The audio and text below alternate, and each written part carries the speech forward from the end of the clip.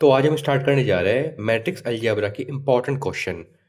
ये एक बुक है सीसीएस की, क्वेश्चन बैंक्स, जिसमें सारे इंपॉर्टेंट क्वेश्चन मिलते हैं बीसीए बीबीए के। और ये अच्छी बात है कि फर्स्ट सेमेस्टर की भी है, तो उसमें सारे इंपॉर्टेंट क्वेश्चन देखेंगे और सारे सोल्व करेंगे। तो पहले क्वेश्चन की तरफ देखते हैं। यह है वेरी शॉर्ट आंसर क्वेश्चन। ठीक है, सेक्शन ए। देखते हैं इसको। पहला क्वेश्चन है डिटर्मिनेंट का। तो डिटर्मिनेंट निकालना है इसमें। इसमें है 3 1 5 6। डिटर्मिनेंट निकालना बहुत आसान है, निकाल देते हैं। फिर भी कैसे निकालते हैं? क्वेश्चन 1 का ए। ठीक है, यहाँ लिखा है 3 5 1 6। इसकी इससे करेंगे। डिटरमिनेंट कैसे निकालते हैं पहले देख लेते हैं। एक क्वेश्चन में करके दिखा दूंगा आपको कैसे करते हैं, उसके बाद में दूसरा अपना आप निकाल दूंगा जल्दी तरीके से। एक को करके दिखा दूँ डिटरमिनेंट कैसे निकालते हैं। डिटरमिनेंट निकालने के लिए जैसे ही दे रखा है, हमको ए दे रखा है, तो ए डिटरमिनेंट निकालने के लिए ए के आगे से मोड लगा देंगे। उसके बाद जो इसकी इसमें मल्टीप्लाई करेंगे, मतलब ऐसा होता है प्लस माइनस। इसकी इसमें मल्टीप्लाई करी, फिर माइनस इसकी इसमें कर देंगे। मैं करके दिखा देता हूँ। इसकी इसमें मल्टीप्लाई करके 6 के बाद 6 3 18, फिर माइनस का साइन लगा देंगे, फिर इसकी इसमें कर देंगे। 5 1 5। मतलब क्या करते हैं एट द एंड कि 2/2 वाले में तो इसकी इसमें इसकी इसमें, और 3/3 में आपको और दिखा दूँ कैसे करेंगे। तो आंसर क्या आया? 1 2 3, हाँ 13 आंसर आ गया। ठीक है, 13। इसके देखते हैं बी क्वेश्चन। बी का होगा ए एफ। जल्दी जल्दी करता हूँ ये वाला तो, इसमें इतना क्या देखना। और a f minus c f, sorry e b. तो देख सकते हैं जैसे आप पहले वाले का 13 आ गया और दूसरे वाले का a f minus e b. ठीक है, सही है। अब देखते हैं b. Without expanding find the value of determinant. ये दे रखा है, मतलब डिटर्मिनेंट से निकालते हैं मोड वोड लगा के। 3/3 का है, इसको हम निकाल सकते हैं 3/3 से डिटर्मिनेंट निकाल के, जैसे ये वाला निकाला है। बट इसमें ऐसे नहीं करेंगे। इस ये है विदाउट एक्सपेंडिंग। एक्सपेंडिंग होता है कि ऐसे निकाल लें, और वो नहीं करेंगे हम। इसमें क्या करेंगे कि इसमें हम यूज़ करेंगे इस चीज़ का, एलिमेंट्री मेथड का। तो एलिमेंट्री मेथड की मैं शॉर्ट ट्रिक बताऊंगा। इस क्वेश्चन को अभी नहीं करेंगे, इसको एंड में करेंगे और शॉर्ट ट्रिक के साथ करेंगे। ठीक है, तो एक शॉर्ट ट्रिक के लिए छोड़ देते हैं, एंड में करेंगे। अब करते हैं क्वेश्चन 3। इस क्वेश्चन 3 को दो तरीके से कर सकते हैं, एक है मैट्रिक्स मेथड, एक है एलिमेंट्री मेथड। बट हम यूज़ करते हैं ज़्यादातर मैट्रिक्स मेथड, क्योंकि एक तो देखो वो बहुत सिंपल है, उसमें इतना लॉजिक नहीं है लगाना, और मतलब एकदम आंसर आएगा। एलिमेंट्री मेथड में बहुत सोचना पड़ता है, इस वजह से काफ़ी फिर ज़्यादा टाइम वेस्ट हो जाता है, और पेपर में टाइम वेस्ट करना पाप ही है भाई। तो इसलिए मैट्रिक्स मेथड लगाओ और सिंपल और इजी आंसर पाओ। आंसर तो वैसे दोनों को सेम ही आना है, बट एक है कि जल्दी आ रहा है, एक है कि उसमें लॉजिक लगाने पर टाइम वेस्ट हो रहा है। तो क्वेश्चन 3 करेंगे। क्वेश्चन 3 में क्या है? तो क्वेश्चन 3, 3x-8, 3 3 3 3x-8, 3x-8, 3 3 3। ठीक है जी, डिटरमिनेंट निकाल देते हैं इसका। तो मैं बताता हूँ 3/3 कैसे निकालते हैं। देखो 3/3 के लिए क्या, पहले एक यहाँ लिखेंगे plus minus plus, plus minus. अगर हम ऐसे निकाल रहे हैं, मतलब रो से रो तक, तो ऐसे लिखेंगे, यू ऐसे करेंगे। पहले प्लस, इसको इसको रिमूव कर देंगे, फिर इसकी इसमें करके दिखा देता हूँ भाई। ए डिटरमिनेंट का सिंबल लगा है। अब कैसे करेंगे? अब जैसे यूज़ कर रहे हैं तो 3x-8 इसको ऐसे लिख दिया। अब फिर मोड लगा के इसको हटा देंगे, ये 4 लिख देंगे बस। 3x-8, 3 3 3x-8। ये उनके लिए जिनको नहीं आता होगा, बस सबको आता ही होगा ऑफकोर्स, शायद 11th और 12th में तुमने करा ही होगा, बट फिर भी बताने में क्या प्रॉब्लम है।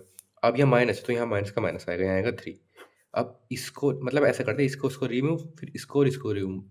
जहाँ ये होगा, ये अपना और ये अड्डा मिटा देगा, अस्तित्व मिटा देगा जहाँ भी हो। मतलब ऐसा एक तरीके से ये और ये रिमूव कर दिया।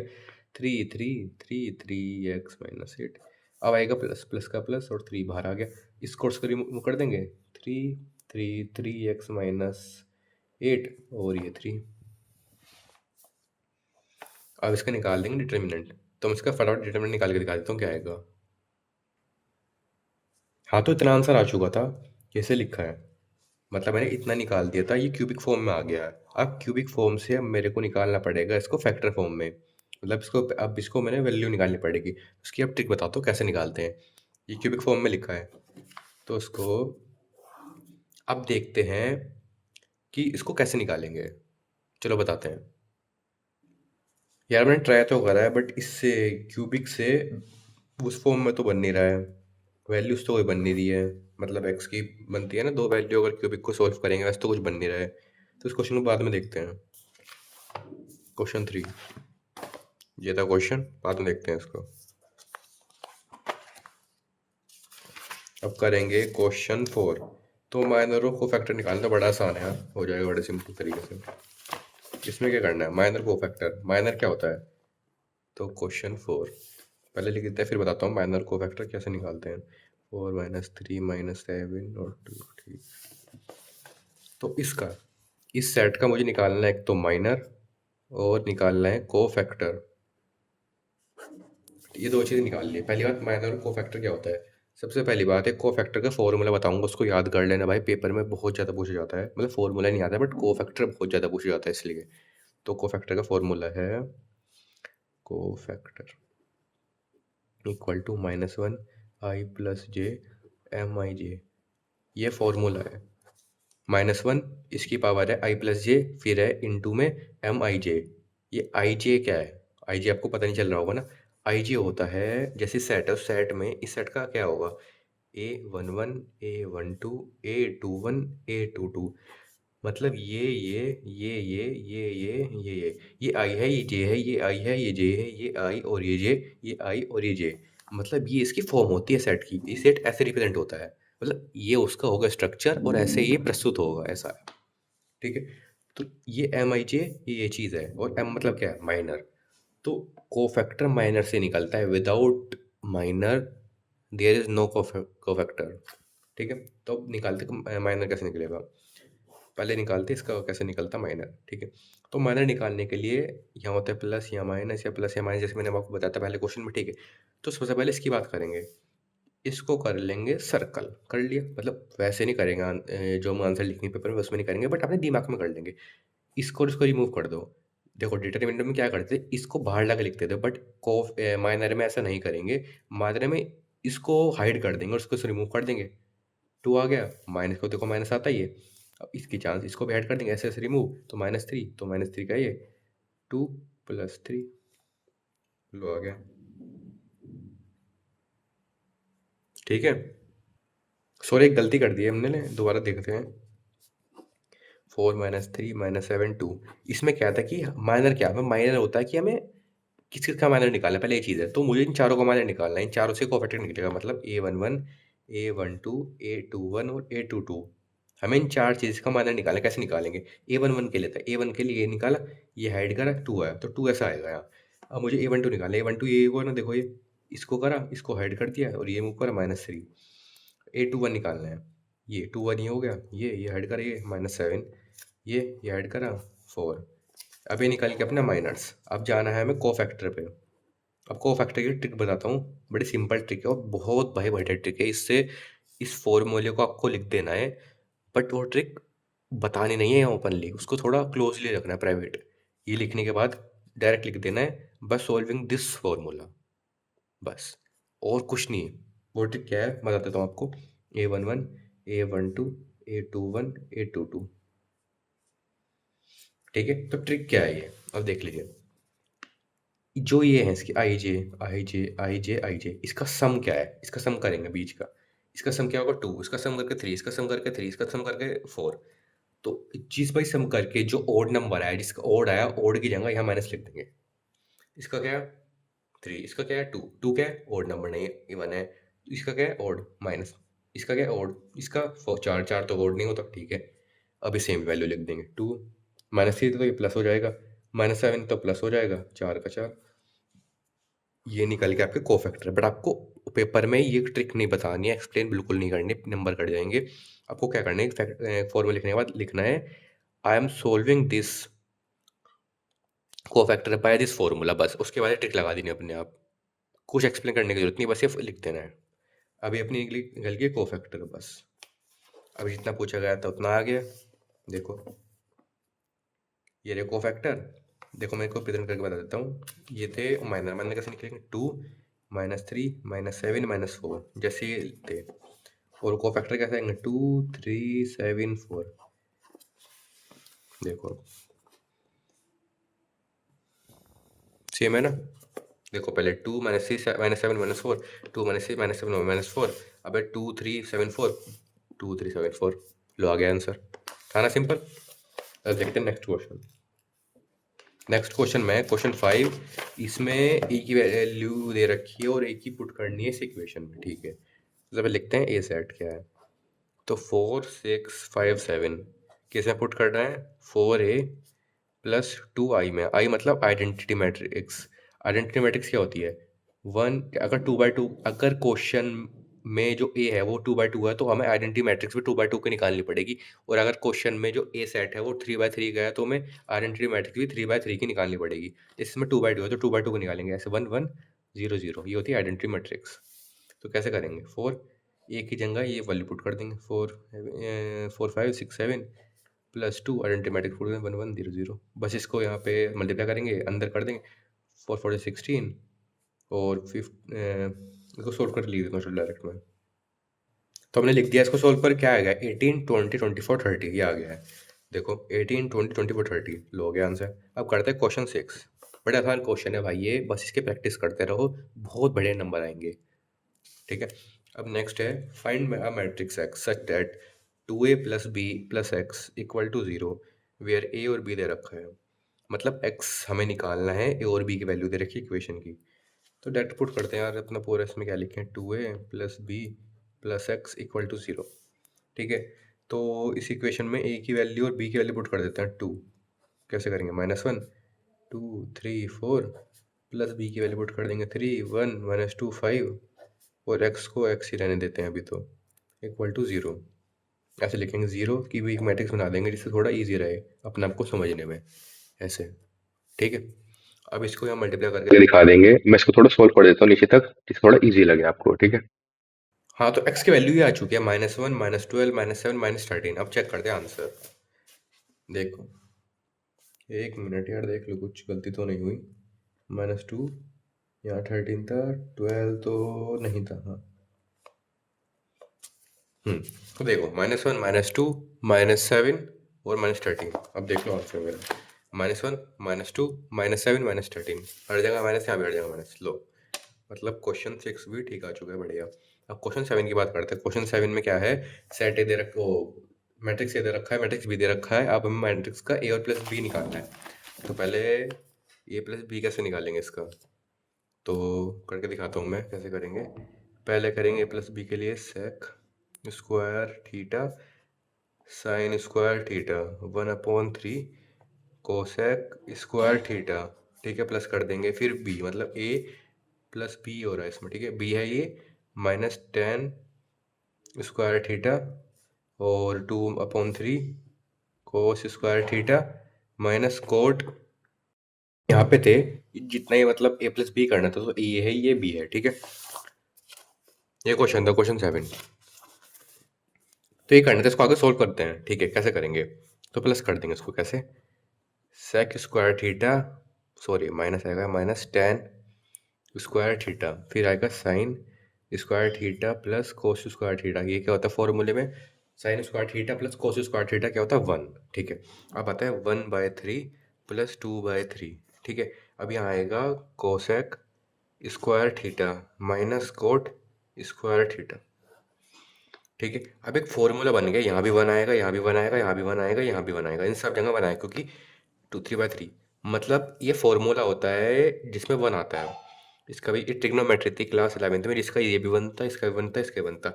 तो ये बन जाएगा 1 1 1 1, देख सकते हैं आप, ये रहा, ठीक है। अब करते हैं क्वेश्चन 8। क्वेश्चन 8 में एक्स और वाई की वैल्यू निकालनी है, तो कैसे करेंगे, पहले पुट कर देता हूँ मैं वैल्यू सब।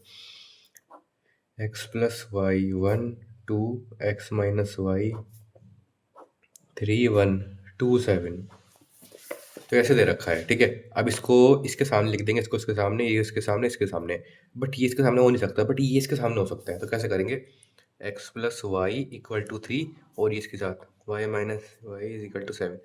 अब इसको हम कट करेंगे, यहाँ तक प्लस प्लस प्लस, तो यहाँ आ गया 2x इक्वल टू 7 8 9 10, तो x की वैल्यू होगी 5। अब y पुट कर देंगे, 5 plus Y equal to 3, Y आ गया 3 - 5, वाई आ गया -2, तो -2 और 5। तो देखो -2i और 5 ये सही है। अब निकालते हैं क्वेश्चन 9। क्वेश्चन 9 में हमें ए बी दे रखा है और ए बी मतलब प्रोडक्ट निकालना है इनका। तो एक बार करके देख लेते हैं हम।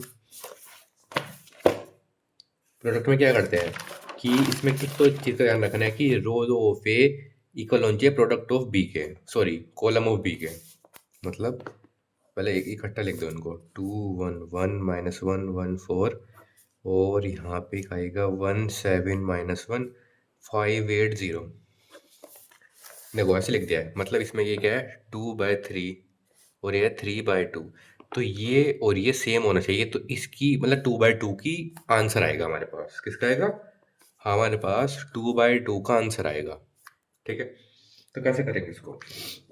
पहले इसकी इसके साथ, फिर इसकी इसके साथ, फिर इसकी इसके साथ, फिर इसकी इसके साथ, फिर इसकी इसके साथ, फिर इसकी इसके साथ, ऐसे इसकी इसके साथ मल्टीप्लाई करेंगे, फिर प्लस का साइन, फिर इसकी इसके साथ मल्टीप्लाई, फिर प्लस का साइन, फिर इसके साथ मल्टीप्लाई, इसके प्लस का साइन, ऐसे करेंगे। ठीक है, तो करके दिखा देते हैं भाई। 2 1 जा 2, इसकी इसकी +7 और -1 कर दिया। नीचे वाले करेंगे -1 +7 -4। अब इसका 5 2 जा 10 +8 और 0 का 0 ही आएगा, -5 +8 और 0 का 0। देखो 2/2 की आ गई, इसको सॉल्व करेंगे कैसे करेंगे। 7 8 9 9 में से गए 8, 4 5 माइनस का 5, 7 में से 5 गए, 1 मिनट, 7 में से 4 गए 3, 3 -2 मैंने। ठीक है, और यहाँ आएगा 18 और यहाँ आएगा 8 1 2 3। ठीक है, और यहाँ आएगा 2। तो ये आ चुका है, ये आ चुका है आंसर 8 2 18 3।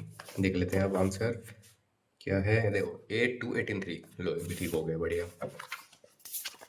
अब क्वेश्चन 10 देखते हैं। क्वेश्चन 10 में दे रखा है शो डेट ए, ये ए दे रखा है। ठीक है, is nilpotent matrix of order 2। ठीक है, नीलपोटेंट क्या होता है? नीलपोटेंट मैट्रिक्स क्या होता है?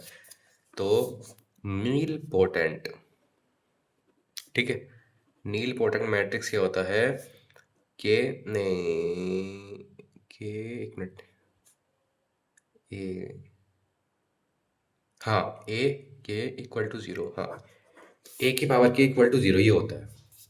तो इसमें क्या निकालना है? ऑर्डर 2 निकालना है, मतलब ए स्क्वायर निकालना है। तो ए स्क्वायर निकालेंगे, तो ए की वैल्यू दे रखी है, इसका स्क्वायर निकाल देंगे।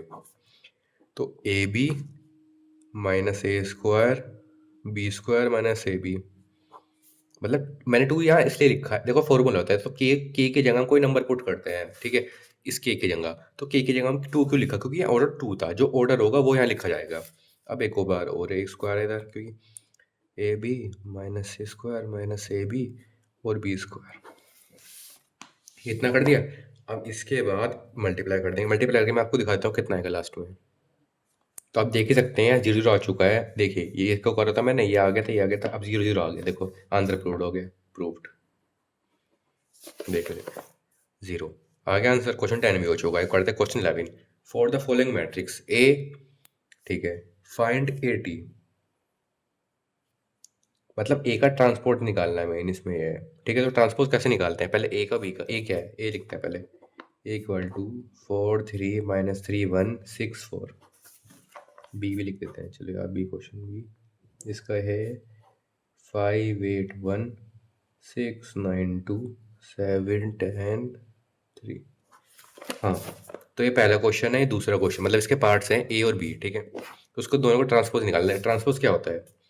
ये कैसे लिखा है? ऐसे और ऐसे। ठीक, बस हमें ए ट्रांसपोज कैसे करेंगे?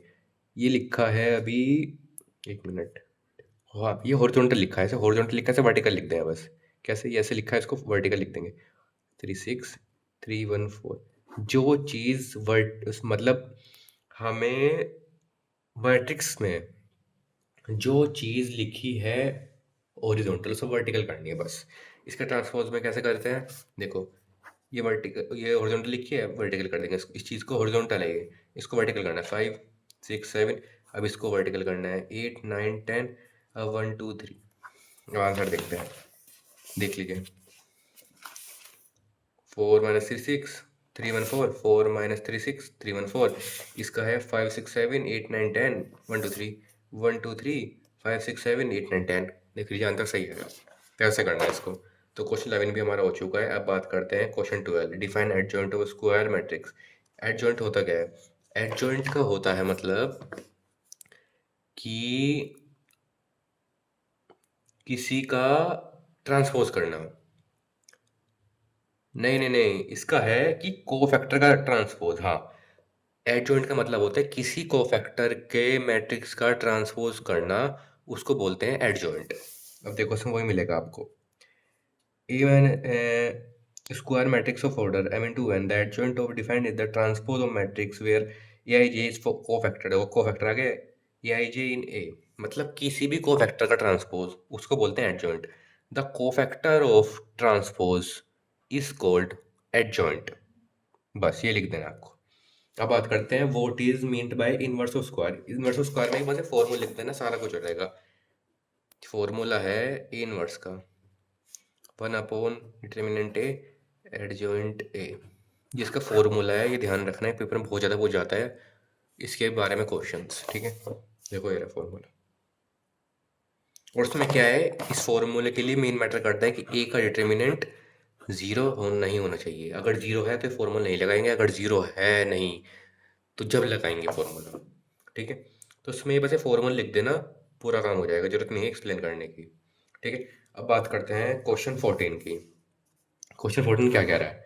Show that the matrix A B का inverse equal to B inverse A inverse. तो हमें शो करना है ए बी का इनवर्स बी इनवर्स और ए इनवर्स है। ठीक है, तो ये तो यार एक फॉर्मूला भी है, मतलब एक एसोसिएटिव लॉ है, एसोसिएटिविटी है कि मतलब जो बाहर जैसे ये लिखा है ए बी का ये इनवर्स क्या होगा, बी इनवर्स ए इनवर्स। ये पेपर में नहीं आएगा वैसे, देख क्वेश्चन आने के चांस तो नहीं है भाई। क्वेश्चन 14 तो नहीं आएगा, क्वेश्चन 15 आ सकता है। अच्छा क्वेश्चन है क्वेश्चन 15 से मुझे उम्मीद आने की, क्वेश्चन 10 से उम्मीद है मुझे आने की। ये इंपॉर्टेंट क्वेश्चन है। क्वेश्चन 15 हैमिल्टन क्या होता है? हैमिल्टन का मतलब होता है कि ए, एक minute, a equal to a naught. हाँ, ये होता है। ए नोट क्या होता है? ए नोट होता है, पहले हम कॉन्जुगेट निकाल, मतलब ए नोट का मतलब होता है किसी मैट्रिक्स का पहले हम कॉन्जुगेट निकाल लेंगे, कॉन्जुगेट के बाद हम ट्रांसपोज कर देंगे, तो वो ए नोट होता है। तो वो होता है ए इक्वल टू ए नोट का, होता है हैमिल्टन मैट्रिक्स। हर्मिलिटन बोलते हैं इसको, हर्मिटियन, हाँ सॉरी। तो उसको ऐसे ये करेंगे, मगर क्या दिखाता हूँ कैसा है। पहले ए लिख लेंगे, ये क्या है, 1 प्लस आई, 2 1 माइनस आई, 3 माइनस 1 2 आई 0। देखो इसका हमें सबसे पहले ए नोट निकालना, और ए नोट कैसे निकलेगा, इसका पहले हमें कॉन्जुगेट करना है। कॉन्जुगेट का क्या होता है? देखो कॉन्जुगेट का सिंपल मतलब है जो भी अंदर का साइन है, अंदर वाला मतलब जो दो नंबर्स के बीच के अंदर का साइन है उससे हमें बदलना है। अगर यहाँ बाहर लिखा है, बाहर वाले को नहीं बदलना। बट जो सिंगल है, सिंगल में कॉन्जुगेट लगाने का मतलब है तो बाहर अंदर के बदलना है। समझ गया आप?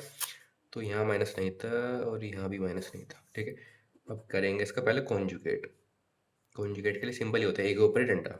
-1 -2 1 -3 -i 0 -2 और 1 -i 1 प्लस आई। अब इसका कर देंगे ट्रांसपोज। ए का ट्रांसपोज में कहता था हॉरिजॉन्टल को वर्टिकल लिखना, -1 आई ये 1 प्लस आई -2 1 प्लस आई -3 -1 -2 1 0। ए का ट्रांसपोज लिख दिया। ठीक है, अभी अपने पास आ चुका है ए नोट। अब ए नोट इक्वल टू ए लिख देना है, मतलब ए क्या है अब हमारा। अब चेक करते हैं ए के इक्वल है नहीं है, तो ए क्या था, शो डैट, एक मिनट यार देख लेते हैं।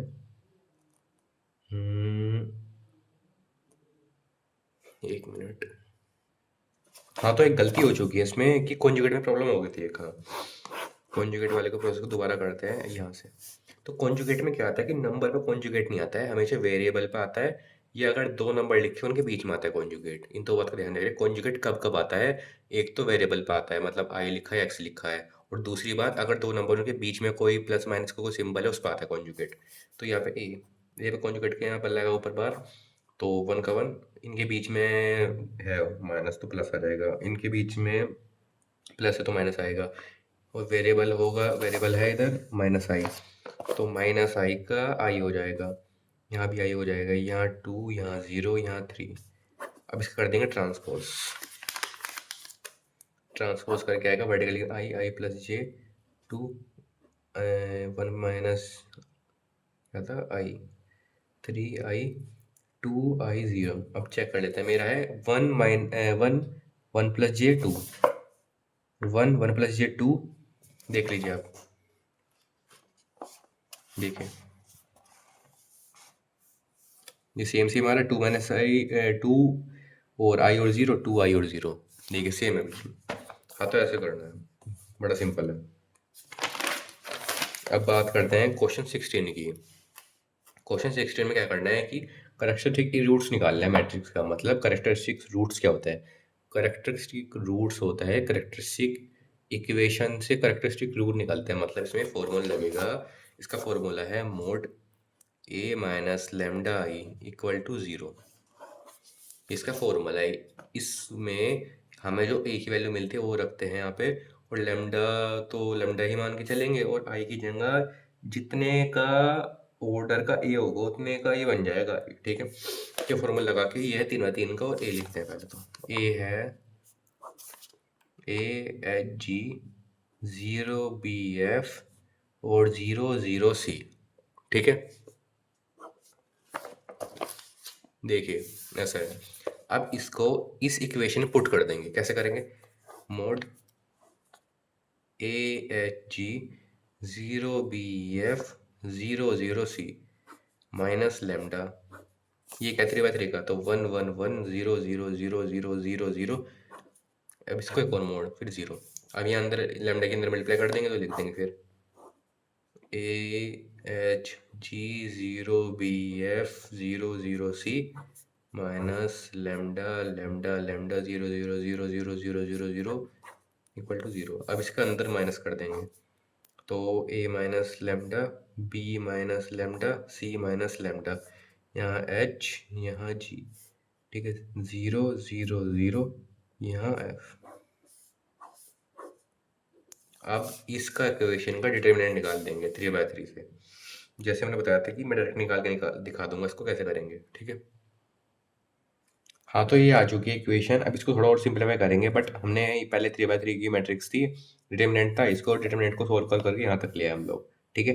अब इसको थोड़ा और सोल्व करेंगे, और उसके बाद इसको प्रॉपर वे में इक्वेशन बना के लिख देंगे।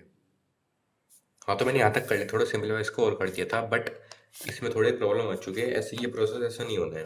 देखो इसमें क्या था, कुछ नहीं था, हमें पहले समझ जाना था ये चीज़ कि देखो यहाँ तक हमारा बिल्कुल ठीक है, बिल्कुल ठीक। ये वाली प्रोसेस इतनी बड़ी करने की जरूरत नहीं थी। देखो क्या था, A minus lambda, B minus lambda, C minus lambda, ठीक है।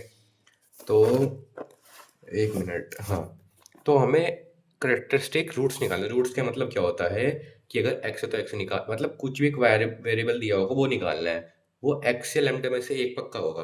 तो A minus lambda, B minus lambda, C minus lambda है, तो मैं एक तरीके से इसमें लेमडा दे रखा, तो लेमडा ही निकालना। तो लेमडा कैसे निकालेंगे, लेमडा क्या होगा, ए बी और सी, क्योंकि ये जीरो के इक्वल है, ये पूरा जीरो के इक्वल, ये पूरा जीरो के इक्वल, ये पूरा जीरो के इक्वल, तो इसको इक्वल करके देखेंगे तो लेमडा की वैल्यू ये आ जाएगी, फिर बी फिर सी। तो उसमें वही आंसर है कि लैम्डा की वैल्यू ए बी सी आ गई are the characteristic roots of the given matrix. देखो ये रहा। तो ऐसे होना था क्वेश्चन 16। अब चलते हैं क्वेश्चन 17 पे। क्वेश्चन 17 में एजन वैल्यू निकालनी है मैट्रिक्स ए की। इसको भी करते हैं, तो मैट्रिक्स ए लिख लेते हैं पहले, A H G zero B zero zero C C, ठीक है। तो इसमें यही लगाएंगे, mod A minus lambda I equal to zero. तो ए को उसमें पुट कर देंगे, और इसके बाद थोड़ा सिंप्लीफाई, मैं इसको सिंप्लीफाई करके क्वेश्चन तक ले जाता हूँ, ठीक है।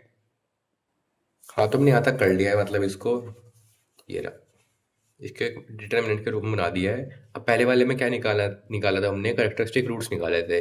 तो करेक्टरिस्टिक्स रूट ही आइजन वैल्यू होता है।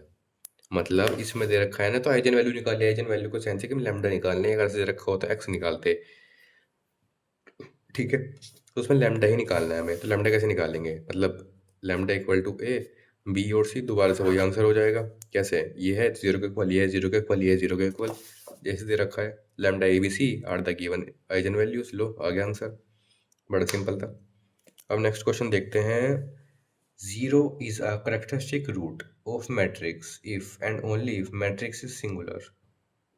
ठीक है, दूसरा प्रूफ है the characteristic roots of a real symmetric matrix are all real. तो ये दोनों प्रूफ दे रखे हैं, और ये प्रूफ सीसीएस में स्पेशली नहीं आते हैं, तो ये गलत है, मतलब ये नहीं आएगा अपने पेपर में, तो इसको क्रॉस कर देते हैं। क्वेश्चन 18। हाँ, तो अब चलते हैं क्वेश्चन 19 पे। क्वेश्चन 19 है स्टेट द के लिए हैमिल्टन थ्योरम। ये इंपॉर्टेंट है, पेपर में पक्का पूछा सकता है। तो इसकी डेफिनेशन है, इसकी डेफिनेशन यहाँ से लेके और यहाँ तक, यहाँ से लेके यहाँ तक याद कर लेना। इसकी डेफिनेशन गारंटी पेपर पूछा सकते हैं। इसकी डेफिनेशन क्या है, every square matrix satisfies its own characteristic equation. ठीक है, तो ये डेफिनेशन लिखने के बाद आप ये फॉर्मूला लिख देना, A mod A minus lambda I equal to 0, ये लिख देना बस। ये फॉर्मूला और डेफिनेशन यहाँ तक पूरे नंबर मिलेंगे इस। और एक बहुत इंपॉर्टेंट क्वेश्चन है, हर बार पूछ जाता है। ये कैसा आता है, पहले तो लिखा आता है स्टेट करना में, डेफिनेशन बतानी है इसकी, फिर इसके बाद इसका प्रूफ लिखा जाता है कि इसका प्रूफ भी बताओ। इसका प्रूफ का क्वेश्चन आगे आएंगे। अब लिखा है define symmetric matrix. Symmetric matrix क्या होता है, सिमेट्रिक मैट्रिक्स, और नीचे लिखा है सिमेट्रिक, सारा बता देते हैं। सिमेट्रिक मैट्रिक्स मतलब ए ए का ट्रांसपोज इक्वल टू ए, ये होता है सिमेट्रिक। और स्क्यू सिमेट्रिक होता है ए का ट्रांसपोज इक्वल टू माइनस ए। बस ये है सिमेट्रिक का, ये है स्क्यू सिमेट्रिक का। ठीक है, और ये के हैमिल्टन, ये है किसका, मतलब यूज हो जाता है पर के हैमिल्टन में चल जाएगा ये भी। तो सिमेट्रिक मैट्रिक्स में है ये ए का ट्रांसपोज इक्वल टू ए, मतलब जो हम ए हमारे पास मैट्रिक्स है उसका यहाँ लिख देना है, और उसी ए मैट्रिक्स का ट्रांसपोज यहाँ लिख देना है, दोनों इक्वल आएंगे। फिर उसको उस मैट्रिक में ए का ट्रांसपोज यहाँ लिख देना है, ए का ट्रांसपोज करके फिर लिख देना माइनस एक, बस वो भी सेम आएगा। वो ये अगर आप ये फॉर्मूला लिख दोगे ना, तो इस फॉर्मूले से पूरे नंबर मिलेंगे, बस इतना जरूरत नहीं है डेफिनेशन वगैरह लिखने की। अब बात करते हैं क्वेश्चन 22 पे। State the condition for a matrix to be orthogonal. मतलब ऑर्थोगोनल मैट्रिक्स क्या होती है, ऑर्थोगोनल मैट्रिक्स होता है ए का ट्रांसपोज इक्वल टू आई, ये होती है ऑर्थोगोनल। मतलब ए का ट्रांसपोज इक्वल टू आई, इसको बोलते हैं ऑर्थोगोनल मैट्रिक्स। मतलब आइडेंटिटी मैट्रिक्स की इक्वल होगी क्या, ए का ट्रांसपोज ए। तो उसमें क्या दे रखा है, इसकी इसमें पढ़ते हैं कंडीशन में, a square matrix is orthogonal if it transpose equal to its inverse. ठीक है, A T equal to A का ट्रांसपोज इक्वल टू इनवर्स, मतलब इसमें दे रखा है ए का ट्रांसपोज इक्वल टू ए का inverse. If orthogonal matrix it's इसका मैट्रिक्स ए इज ऑर्थोगोनल। ठीक है, this implies that the product of the matrix it transpose. ठीक, तो ये वाली चीज़ तो बिल्कुल सही है। इसमें है कि कोई भी मैट्रिक्स ऑर्थोगोनल कब होगी, जब ए का ट्रांसपोज इक्वल होगा ए के इनवर्स के। मतलब ए का इनवर्स के इक्वल होगा ए का ट्रांसपोज, ये भी एक इंपॉर्टेंट पार्ट है, तो वो का ऑर्थोगोनल। इसको लिख देते हैं, इंपॉर्टेंट चीज़ है। ए का इनवर्स इक्वल टू ए का ट्रांसपोज जब होगा ऑर्थोगोनल, इफ इट ठीक है। अब बात करते हैं क्वेश्चन 23 पे। क्वेश्चन 23 है what is the determinant of a skew symmetric matrix of odd order. इसमें बता रहा है, डिटर्मिनेंट बताना है स्क्यू सिमेट्रिक मैट्रिक्स का ऑफ ऑड ऑर्डर। मतलब इसमें एक बार पढ़ लेते हैं क्या है, a square matrix A is orthogonal if its transpose. ठीक है, ये तो पता है। This implies that the product of the matrix and it transpose identity, ये तो सेम ही है यार। इसका आंसर गलत है ये वाला, इसको बाद में देखते हैं। ठीक है, अब बात करते हैं क्वेश्चन 24 की। क्वेश्चन 24 क्या है, एक तो हमें क्रैमर रूल की डेफिनेशन बतानी है। सबसे पहले क्रैमर रूल का फॉर्मूला बता देता हूँ, वो पेपर में लिख के आना है भाई। तो उसे लिख दोगे ना, डेफिनेशन की जगह पूरे नंबर मिलेंगे। X equal to del one upon del, Y equal to del two upon del, Z equal to del three upon del. ठीक है, ये फॉर्मूला लिख देना है। और यहाँ कोमा आएगा बीच में से, मतलब ऐसे ही लिखना है, हॉरिजॉन्टल मैंने वर्टिकल लिख दिया है ऐसे, ठीक है। और इसमें तो स्टेट में इसकी डेफिनेशन मैं आपको दे दूंगा, फिर भी एंड में दूंगा पर। और फॉर सॉल्विंग इसमें क्या क्या दे रखा है, for system A X equal to B with square matrix A with determinant not equal to zero Cramer's rule states that the unique solution, ये सब छोड़ो, ये सब बकवास है जो मैंने बता दिया है। ये फॉर्मूला ये लिख देना है मेन, और डेफिनेशन में एंड में दे दूंगा, ठीक है। अब बात करते हैं क्वेश्चन 25 की, व्हाट इज द सिग्निफिकेंस। देखो सेम सेम दे रखा है ये, नहीं नहीं ये तो अलग है। What is the significance of the determinant in Cramer rule. क्या सिग्निफिकेंस होगा डिटर्मिनेंट का क्रैमर रूल में। In Cramer rule, the determinant of the coefficient matrix determine whether a union solution exists if the system has union solution, but if, यार यार सब पता नहीं, मेरे को चांस तो नहीं है वैसे आने का, बट फिर भी इसको लास्ट में डिस्कस करते हैं। मैं लास्ट में इसलिए डिस्कस कर रहा हूँ जिससे कि मैं इसको प्रैक्टिकली एक एग्जांपल लेके समझा सकूँ। देखो अभी मैं समझा दूँ, कोई दिक्कत नहीं है, बट यार अभी थोड़ा सोचना पड़ेगा एग्जांपल को, कोई परफेक्ट एग्जांपल मिले ना मिले, इसलिए इसलिए मैं इसको एंड में बताऊंगा जिससे एक एग्जांपल अच्छे से मिल पाए। और अगर मैं नहीं बताया बाय चांस, तो क्या करेंगे कि इन जो मेन डाउट्स इन पे एक अलग वीडियो बना देंगे, ठीक है। बस अब बात करते हैं क्वेश्चन 26, ट्रांसपोज ऑफ मैट्रिक्स क्या होता है। तो ट्रांसपोज ऑफ मैट्रिक्स क्या होता है, ट्रांसपोज ऑफ मैट्रिक्स, तो हम्म,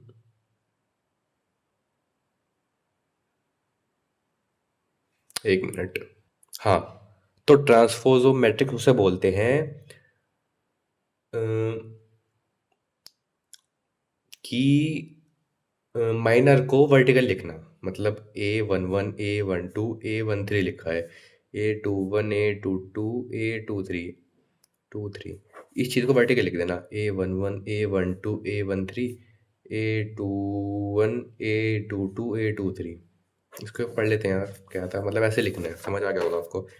the transpose of matrix is obtained by interchanging its row and column, मतलब इंटरचेंज करना है इसमें row and column. Interchange row and column, if A है A I J then it transpose A T equal to A J I. मतलब क्या है इसमें, हमें ए आई जे का ए जे आई करना है, मतलब इनकी रो और कॉलम अब उल्टे कर देना है, अपोजिट कर देना है, ऐसा है, ठीक है।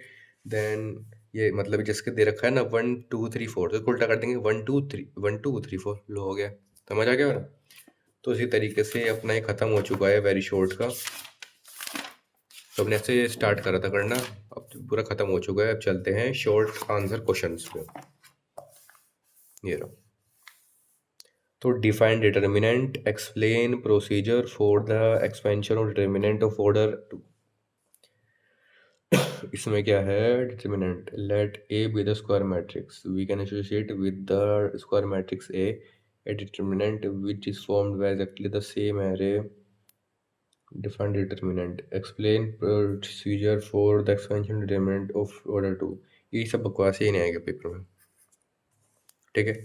क्वेश्चन 2 देखते हैं, प्रॉपर्टी ऑफ डिटर्मिनेंट, ये आ सकता है, ये इंपॉर्टेंट लग रहा है मेरे को, तो इसको एंड में डिस्कस करते हैं। अब है what is minor what is cofactor, ये भी नहीं आएगा पेपर में, मतलब ये नहीं आएगा, ऐसे नहीं आएगा कि डिफाइन करने को नहीं आएगा, बट क्वेश्चन आ सकते हैं भाई माइनर और कोफैक्टर के, वो मैंने आपको करवा दिए हैं, बट डिफाइन के लिए नहीं आएगा। बात करते हैं क्वेश्चन 4 की। क्वेश्चन 4 को ये इसके इक्वल करना है, ठीक है जी, करते हैं। तो पहले यहाँ को यहाँ का लिख लेते हैं। हाँ तो ये प्रूफ लिख दिया ये रहा। अब ये है एल एच एस या आर एच एस, मतलब एल एच एस को आर एच से इक्वल करना है, ठीक है। कैसे करेंगे, सबसे पहले इसका मैं डिटरमिनेंट निकाल देता हूँ, ठीक है। सबसे पहले वही करते हैं, डायरेक्ट स्टेप कर दूंगा मैं। हाँ तो इसी के साथ हमारी एक्स की वैल्यू आ गई है -4/3, मतलब ये हम डिटरमिनेंट निकाला था इसका, तो ये हमारा आ गया -4/3। अब करते हैं इसकी आर एच एस निकाल के दिखाते हैं अब इसको, तो ये रही, ठीक है। 16 की 3 से करते हैं, डायरेक्ट कर देंगे अब। हाँ तो देखो आंसर दोनों प्रूव हो चुके हैं, मैंने करा था इसकी, पहले मैंने मल्टीप्लाई कर दी इसकी, फिर इसकी इसमें कर दी, तो देखो ये आ गया, ये इक्वल टू 0 था। अब फिर मैं इसको इधर लेके 64 को माइनस के, अब ये एक्स की वैल्यू आ गई -4/3, इसकी -4/3, प्रूव्ड। चलो ये भी हो चुका है, तो क्वेश्चन 4 भी कंप्लीट हो चुका है। ठीक है, अब करते हैं क्वेश्चन 5। यार वैसे तो आसान ही है, इतना मुश्किल मुश्किल क्या है, तो बेसिक ही है बिल्कुल, कुछ है ही नहीं, देखो सारे आसान है।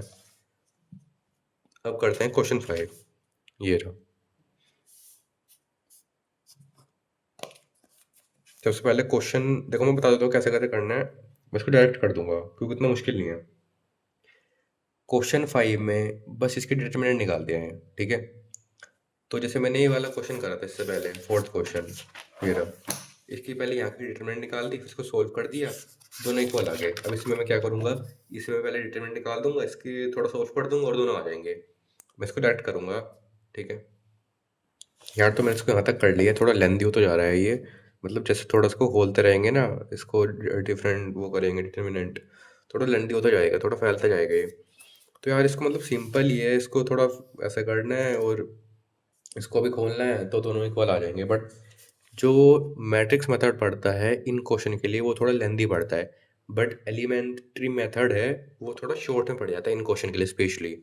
बट एलिमेंट्री मेथड ऐसी चीज़ है जो बहुत सोच समझ के लगाते हैं, तो इस क्वेश्चन के लिए या मतलब एलिमेंट्री मेथड कैसे करते हैं इसके लिए मैं शॉर्ट ट्रिक लाऊंगा, और उसमें एक बार लगाओ पूरा आंसर आ गया, ठीक है।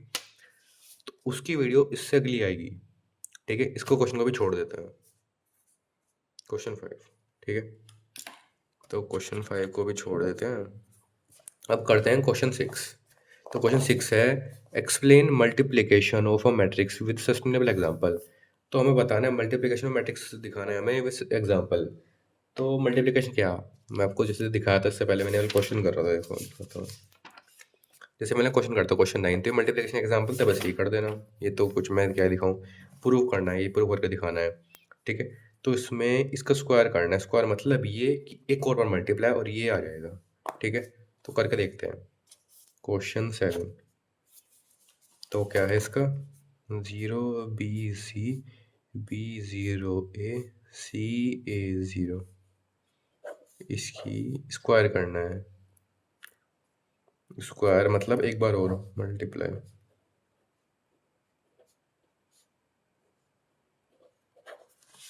तो करके देखते हैं कैसे होगा, डायरेक्ट कर देता हूँ मैं। हाँ तो उसका सेम आंसर आंसर आ चुका है, देख लिए, B² + C² और C² + C, ये सब देख लो, ऑलमोस्ट सेम आ गया आंसर। तो इसी तरीके से हमारा क्वेश्चन 7 पूरा हो चुका है। अब बात करते हैं क्वेश्चन 8 की। तो ये रहा क्वेश्चन 8।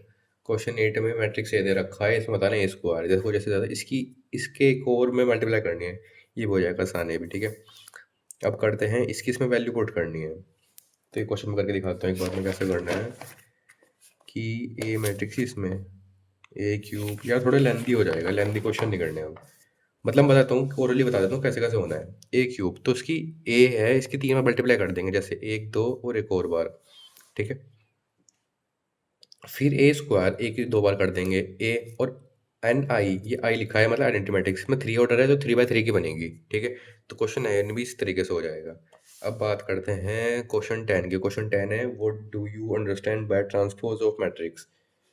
तो आप ट्रांसपोज ऑफ मैट्रिक्स से क्या समझते हो। तो समझना तो भाई कुछ है ही नहीं इसमें। पहली बात, interchange of row and column, interchange of row and column और ये सब तो है, ये एग्जांपल दिखा देंगे। 4 स्क्वायर मैट्रिक्स, ये इंपॉर्टेंट तीनों पॉइंट्स हैं, याद कर लेना। इसमें क्या है, 4 स्क्वायर मैट्रिक्स है, इफ ए का transpose equal to A, then A symmetric matrix, ठीक है जी। इसमें मतलब जहाँ पे ए का ट्रांसपोज यूज हो रहा है वहाँ वहाँ चीज़ लिखनी है। देखो 3 चीज़ में यूज हो रहा है ए का ट्रांसपोज, पहला है स्क्यू सिमेट्रिक, दूसरा है सिमेट्रिक, तीसरा है ऑर्थोगोनल मैट्रिक्स।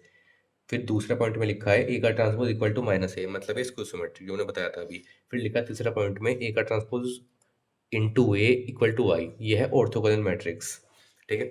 तो इस तरीके से तीनों पॉइंट कवर हो चुके हैं।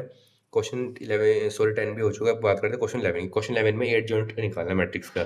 तो एडजॉइंट कैसे निकालते हैं, एडजॉइंट निकालते हैं कोफैक्टर को ट्रांसपोज करके, ठीक है। करके दिखाता हूँ मैं कैसे करते हैं, एक मिनट। हाँ तो एडजॉइंट निकालते हैं सेट ए का, -2 -5 3 4, ठीक है। तो ये हो गया सेट ए, सॉरी मैट्रिक्स है। अब निकालते हैं। सबसे पहले हम क्या करेंगे, इसका डिटरमिनेंट निकाल देंगे, ठीक है। कैसा आएगा, -8 और +15, ठीक है। आ गया इसका तो इसका 7 आ गया, ठीक है। तो डिटर्मिनेंट ए 7 आ गया, ठीक है। अब निकालते हैं इसके, पहले माइनर निकाल देंगे फिर कोफैक्टर निकालते हैं। पहले माइनर निकालेंगे, A11 A12 A21 A22। A11 क्या है, इसको ऐड करेंगे, इसको 4, इसको -5 2 1 3 और ये -2। उसकी निकालते हैं cofactor, C1 C12 C21 C22। जैसे हमने बताया था वैसे ही करेंगे कि ये फॉर्मूला क्या, मैंने आपको बता रखा है पूरी ट्रिक, इससे पहले देख लेना, थोड़ी कुछ टाइम पहले होगा इससे। एक और क्वेश्चन करा था हमने जिसमें कोफैक्टर मैंने निकाला था, उसमें मैंने बताया था ट्रिक, तो मैं डायरेक्ट कर दूंगा बस। माइनस प्लस का 5 3 -2 और 4, तो 4 5 -3 2 और एडजॉइंट ए निकालना है, ट्रांसपोज। तो हम इसका ट्रांसपोज कर देंगे और एडजॉइंट ए निकल जाएगा। एडजॉइंट ए के लिए 4 5 -3 2 आंसर।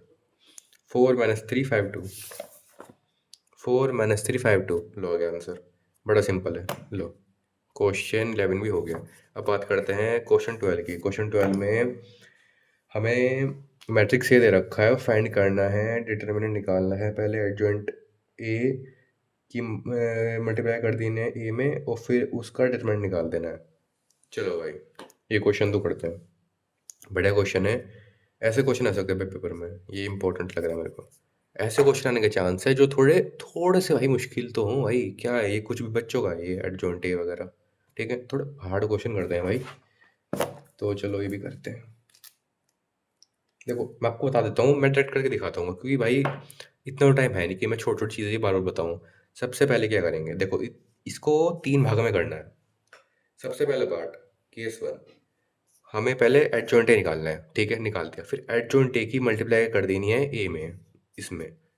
फिर तीसरा पार्ट मतलब केस 3, हमें जो आया टोटल आंसर उसका डिटरमिनेंट निकाल देना है, ठीक है। तो मैं इसको अब डायरेक्ट करके दिखा दूंगा आपको, बट आपको जैसे मैंने बताया वैसे करना है, ठीक है। हाँ तो मैंने यहाँ तक कर लिया इसको।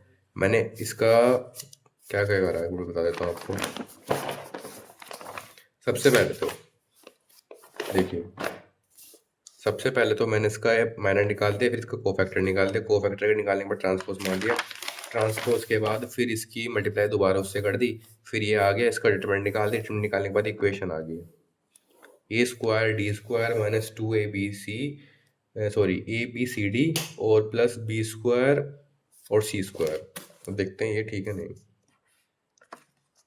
तो जी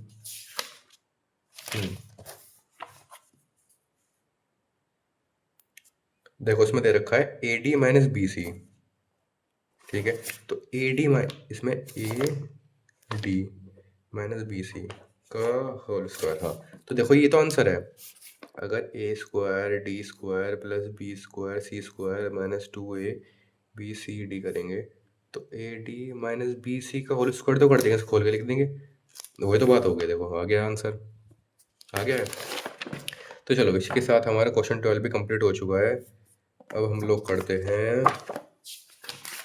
क्वेश्चन 13। क्वेश्चन 13 में इन्वर्स निकालना है। इन्वर्स कैसे निकालते हैं, तो इन्वर्स का पहले मैंने फॉर्मूला बताया था ना जो आपको इन्वर्स का, ये वाला, कि ए इन्वर्स का फॉर्मूला है 1/a और एडजॉइंट ए,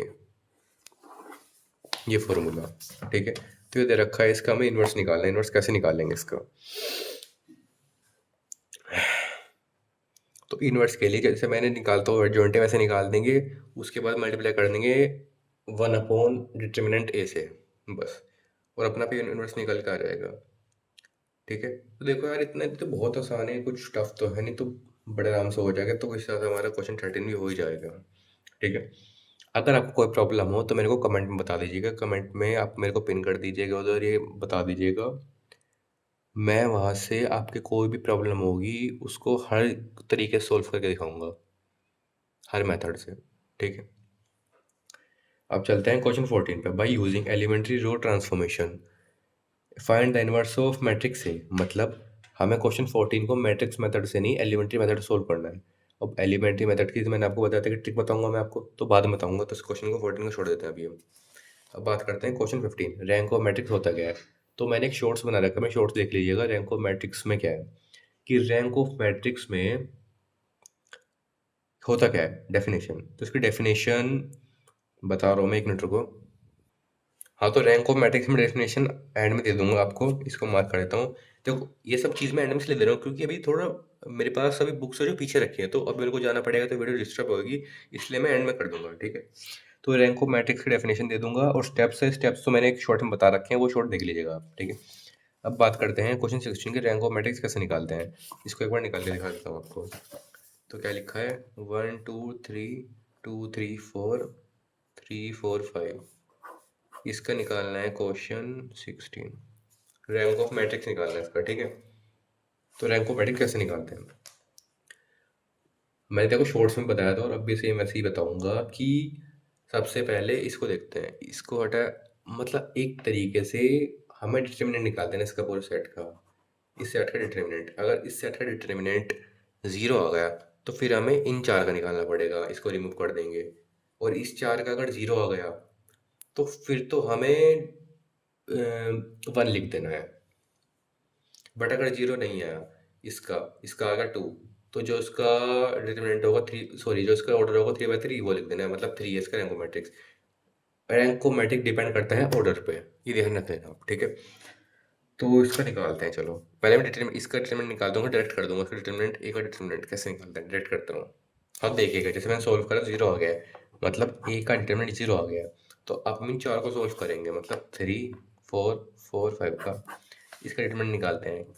देखो जब इसका 0 आ जाए तो इसकी पहली रो और पहले कॉलम को हटा देते हैं, तो आगे सोल्व करेंगे। तो 3 15 माइनस 4 16, तो -1 आ गया। तो मतलब कुछ भी आ जाए, माइनस में प्लस में, मैटर नहीं करता, तो -1 आ गया, तो मतलब इसका रैंक ऑफ मैट्रिक्स 2 हो गया। ऑर्डर पे डिपेंड करता है, इसका 2/2 है रैंक ऑफ मैट्रिक्स 2, देखिएगा 2। तो सही है, चलो क्वेश्चन 16 भी बढ़िया। क्वेश्चन 17 देखते हैं। क्वेश्चन 17 कैसे करेंगे, क्वेश्चन 17 इंपॉर्टेंट है, पेपर में पूछ जा सकते हैं, इंपॉर्टेंट है, ठीक है। तो क्वेश्चन 17 में देखते हैं एक बार। देखो इसके भी करने के दो तरीके हैं, एक है इसका मैट्रिक्स मेथड, एक है इसका एलिमेंट्री मेथड। बुक में कर रखा है इसको एलिमेंट्री मेथड से, बट हम लोग करेंगे इसको मैट्रिक्स मेथड से ही, वो बेस्ट है भाई, उससे बेस्ट नहीं लगा मेरे को। एलिमेंट्री में यार थोड़ा सोचने का टाइम लगता है, और अगर किसी को, देखो दो चीज़ें, उसको सोचने के लिए थोड़ा एक लॉजिक बनाना पड़ता है, एक माइंड में, मतलब माइंड ट्रिक्स तो नहीं हो पाएगा हर जगह, बट एक फ्लो बनाना पड़ता है, इतनी ज़्यादा प्रैक्टिस करनी पड़ती है कि एकदम आ जाए। बट अब तो पेपर भी नज़दीक है, तो उसके लिए तो कम से कम 1.5-2 महीने चाहिए भाई, उस प्रैक्टिस के लिए तो उसकी लिए मैं जिस क्वेश्चन जरूरत पड़ेगी उसके लिए ट्रिक बता दूंगा। वरना तो हर जगह भाई मैट्रिक्स मेथड लगा दो, सिंपल है, कुछ दिक्कत भी नहीं है बस। तो ऐसा ही है। तो क्वेश्चन 17 इंपॉर्टेंट है, इसमें टाइम लगेगा, तो मैं इसको एंड में करके दिखाऊंगा, ठीक है। अब बात करते हैं क्वेश्चन 18। 18 भी इंपॉर्टेंट है, इसको भी मैं एंड में करूंगा। अब बात करते हैं क्वेश्चन 19। 19 इंपॉर्टेंट है। मैं बस आपको, देखो इसमें कुछ नहीं करना है, इसको खोल के लिख देना है। वन, इसका स्क्वायर क्या होता है, 1, इसका स्क्वायर 4, इसका स्क्वायर 9, इसका स्क्वायर 4, इसका स्क्वायर 9, इसका स्क्वायर 16, इसका स्क्वायर 9, इसका स्क्वायर क्या 16, इसका स्क्वायर 25, ऐसे। अब इसके लिए कर देना है बस, सिंपल, इसको खोलते रहना है थोड़ा, करके आ जाएगा, सिंपल है, ये भी हो जाएगा। अब बात करते हैं क्वेश्चन 20 की, explain the procedure to solve a linear equation by Cramer rule. ये नहीं आएगा क्वेश्चन, क्वेश्चन 20 ही नहीं आएगा। क्वेश्चन 21 एक्सप्लेन, ये भी क्वेश्चन 21 भी नहीं आएगा। Question 22, if lambda be eigen value of non singular matrix से शो डैट, ये शो वाले क्वेश्चन भी सीसीएस में नहीं, मतलब आएंगे नहीं बिल्कुल भी। 22 नहीं आएगा, 23 भी नहीं आएगा, मैं लिख के दे रहा हूँ, एक गारंटी है, नहीं आएगा भाई, ये मत करना ये वाले क्वेश्चंस, एक्सपीरियंस है ना मेरे को, बिल्कुल नहीं आएगा। शो डैट वाले क्वेश्चन जो लैंग्वेज लिख के, मतलब ऐसे लिख के जाते हैं, वो क्वेश्चन बिल्कुल नहीं आएंगे, ये बात की गारंटी है, ठीक है। अब करते हैं बात क्वेश्चन 24 की। Question 24, find the eigen value eigen value बतानी है, ठीक है। तो ये यहाँ पुट कर देना है, ठीक है। इसे पुट करने के बाद हमारे पास दो वैल्यू आएंगी, 2 से 3 जितनी वैल्यू आएंगी। कितनी वैल्यू इसमें? आइजन वैल्यू है 4, 110 और 3 वैल्यू आएंगे हमारे पास। एक मिनट देख लेता हूँ कैसे कैसे आएगी। हाँ, तो ये 3 वैल्यू आएंगे अपने पास इसको सोल्व करने के बाद। सबसे पहले तो आइजन वैल्यूज सोल्व करने के बाद ऐसा आ जाएगा अपने पास, ठीक है। एक मिनट देख लेता हूँ उसको थोड़ा सोल्व करके। हाँ, तो अब समझ आ चुके कैसे करना है। ये ए दे रखा है, तो पहले वैल्यू इसमें पुट कर देंगे हम लोग। मतलब जो डिटर्मिनेंट है, ये डिटर्मिनेंट में पुट, सॉरी, जो ये फॉर्मूला फॉर्म पुट कर देंगे की वैल्यू कर दी। इसके बाद हम इनके जो रूट्स होते हैं, कैरेक्टरिस्टिक रूट्स या आइजन वैल्यू, वो निकाल देंगे आगे 3। अब इसको इस फॉर्मूले में पुट कर, जो इक्वेशन दे रखी है इन्होंने बुक वालों ने, उसमें पुट कर देंगे। 3 आई, 3 पुट कर देंगे तो आंसर आ जाएंगे 4, 110 से 10। सिंपल है, बट इंपॉर्टेंट है, पेपर में पूछा सकते हैं वाला क्वेश्चन, देख लीजिएगा ढंग से। क्वेश्चन है 24, ठीक है। अब बात करते हैं क्वेश्चन 25 की। Properties of symmetric matrix, how does say property simple matrix operation 13 application that. नहीं आएगा 25। देखा है आपने कभी कि मैथ के पेपर में थ्योरी आ रही है? नहीं आएगी ना, ऑफ कोर्स नहीं आएगी भाई। 26 भी नहीं आएगा, 27 भी नहीं आएगा, ठीक है। 28 भी नहीं आएगा भाई। थ्योरी कैसा आ जाएगी ये सब? कुछ छलवा थोड़ी हो रहा है भाई। तो ये वाला क्वेश्चन है, ये वाला क्वेश्चन सिंपल है, बट मैं इसको आइजन उसे क्या बोलते हैं, लिमिटरी मेथड से करके दिखाऊंगा, तो उसके बाद अगली कर देखते हैं, ठीक है। ये वाला क्वेश्चन देखो, जितने भी ये वाले क्वेश्चंस हैं, ये वाले हो गए, ठीक है। ये वाले इंपॉर्टेंट क्वेश्चन है, तो इनको हम लास्ट में करेंगे। ये वाले क्वेश्चन सारे इंपॉर्टेंट हैं। Define matrix with its different type, also explain the various operation on matrix. तो मैट्रिक्स होता क्या है, पहली बात, ही क्वेश्चन आएगा नहीं। Also explain operation of matrix. देखो, ये नहीं आएगा कि टाइप्स ऑफ मैट्रिक्स क्या होता है, बट इन मैट्रिक्स में से कोई एक मैट्रिक्स सबसे पूछ ली जाएगी। ये मैंने इसकी अलग वीडियो बना रखी है, वो देख लीजिएगा। शॉर्ट्स बना रखा है मैंने इसको एक, ठीक है। तो ऑपरेशनल मैट्रिक्स भी नहीं आएगा, चलो। तो जो एक क्वेश्चन था क्वेश्चन 4, ये पेपर में नहीं आएगा, कैंसिल। गारंटी है भाई, आ गया तो बात है। आ गया ना तो कमेंट में गाली गाली पढ़ देना, आएगा नहीं वैसे। क्वेश्चन 5, ए बी सी की वैल्यू दे रखी है, तो ए की वैल्यू आउट कर देंगे, बी की यहाँ, सी की यहाँ, इसको आगे सोल्व कर देंगे, बड़ा सिंपल हो जाएगा। क्वेश्चन 6, क्वेश्चन 6 में ए बी की मल्टीप्लाई कर देनी है, फिर सी ए की मल्टीप्लाई कर देनी है, और आर नल मैट्रिक्स, फिर इन दोनों को इक्वल रख देना है। हाँ, तो करते हैं क्वेश्चन 6, प्रूव करते हैं ए बी और सी ए एक नल मैट्रिक्स है, तो करके दिखाते हैं। देखो, सबसे पहले तो मैं ए बी निकाल लूंगा और सी ए, सबसे पहले ए बी और सी ए निकालता हूँ, ठीक है। फिर इसके बाद मैं आगे बताऊंगा स्टेप्स। हाँ, तो ए बी है जैसे, ठीक है। तो ए बी निकालने के बाद 0 आ जाएगा, और सी ए निकालने के बाद 0 आ जाएगा, तो ए बी और सी ए नल मैट्रिक्स है दोनों, ठीक है, जैसे लिखा है इधर। तो क्वेश्चन 6 भी हो जाएगा बड़े आराम से। अब क्वेश्चन 7 देखते हैं, फाइंड एडजॉइंट ऑफ मैट्रिक्स से। एडजॉइंट वाला मैंने क्वेश्चन करवा चुके हैं, तो आप अपने हिसाब से कीजिए। क्वेश्चन 7 ये मैं देता हूँ एच डब्ल्यू, ठीक है। Question 8, find the inverse of matrix A where. इनवर्स निकालना है, वेरीफाई करना है ए का क्यूब इक्वल टू इनवर्स। देखिए, ये सबसे पहले हम इनवर्स निकालते हैं, तो इसका हम इनवर्स निकाल देंगे, ठीक है। इनवर्स निकालने के बाद इनवर्स यहाँ पुट करेंगे, क्यूब यहाँ पुट करेंगे, ये वेरीफाई हो जाएगा, ठीक है। ये बड़ा सिंपल है, बट मैं इसको लास्ट में करूँगा, ये इंपॉर्टेंट है, पक्का पक्का हो सकता है, ठीक है। अब करते हैं क्वेश्चन 9। क्वेश्चन 8 था ना, क्वेश्चन 9 देखते हैं। क्वेश्चन 9 है, इफ ए का transpose denotes the transpose of matrix A, find A का ट्रांसपोज का इनवर्स। मतलब इसका ट्रांसपोज कर देंगे पहले, और फिर इसका इनवर्स निकालेंगे। तो मतलब ए का ट्रांसपोज का इनवर्स निकालना है, क्वेश्चन 9 में मेन ये है, ठीक है। तो इसमें कैसे करेंगे अब देखते हैं। तो देखो, मैंने इनवर्स निकालना सिखा दिया था आपको, तो बड़े सिंपल तरीके से क्वेश्चन 9 भी हो जाएगा आपका।